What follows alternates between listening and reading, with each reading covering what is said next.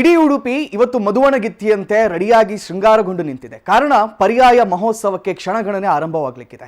ಇಷ್ಟಕ್ಕೂ ಪರ್ಯಾಯ ಮಹೋತ್ಸವಕ್ಕೂ ಮೊದಲಿಗೆ ಕೃಷ್ಣ ಹೇಗೆ ಉಡುಪಿಗೆ ಬಂದ, ಮಥುರೈ ಅಥವಾ ದ್ವಾರಕೆಯ ಕೃಷ್ಣನನ್ನು ಉಡುಪಿಯಲ್ಲಿ ಹೇಗೆ ಪೂಜೆ ಮಾಡಲಾಗ್ತಾ ಇದೆ, ಈ ಪ್ರಶ್ನೆಗಳು ನಿಮ್ಮ ಹತ್ರ ಇರಬೇಕಲ್ವಾ? ಇದಕ್ಕೆ ಉತ್ತರಿಸುವಂಥ ಪ್ರಯತ್ನವನ್ನು ಮಾಡ್ತೇನೆ.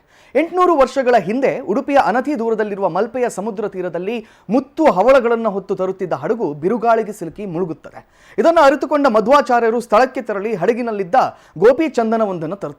ಎಲ್ಲರಿಗೂ ಆಶ್ಚರ್ಯ ಆಗುತ್ತೆ, ಮುತ್ತು ರತ್ನದ ಬದಲು ಗೋಪಿಚಂದನದ ಗಡ್ಡೆಯನ್ನು ತಂದ್ರಲ್ಲ ಅಂತ ಹೇಳಿ.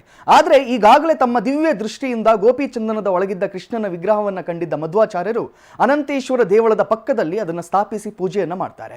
ಈ ಕೃಷ್ಣನ ವಿಗ್ರಹ ದ್ವಾರಕೆಯಲ್ಲಿ ಕೃಷ್ಣನ ಮಡದಿಯಾಗಿದ್ದಂಥ ರುಕ್ಮಿಣಿ ಪೂಜೆ ಮಾಡುತ್ತಿದ್ದ ಶ್ರೀ ಕೃಷ್ಣನ ಮೂರ್ತಿಯಾಗಿತ್ತು ಎಂಬ ಪ್ರತೀತಿ ಇದೆ.